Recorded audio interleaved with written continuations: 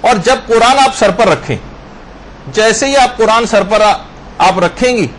امام خمینی کے عرفانیت کے جو استاد تھے آیت اللہ جواد ملکی تبریزی، یہ فرماتے ہیں کہ 4 نیتیں آپ کو اسی وقت کرنی، 4 نیتیں جس وقت آپ قرآن سر پر رکھیں گی 4 نیتیں کرنی۔ پہلی نیت یہ کہ دماغ قرآن کے وسیلے سے قوی ہو جائے،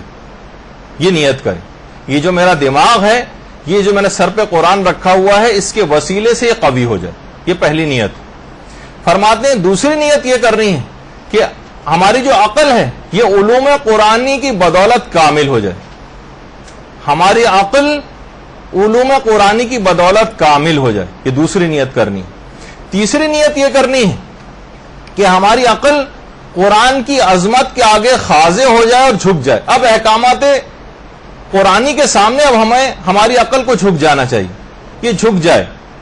یہ تیسری نیت آپ کو کرنی تھی۔ اور چوتھی نیت یہ کرنی ہے کہ ہماری جو نور عقل ہے یہ نور قرآن کے ساتھ مخلوط ہو جائے،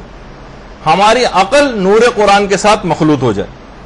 تو یہ 4 نیتیں جو شخص بھی اس رات کو کرے گا، ایک عظیم سعادتوں کا جو قرآن کو سر پہ رکھنے کا جو فلسفہ ہے، مکمل سعادتوں کے ساتھ اس کو بہرامند کر دے گا۔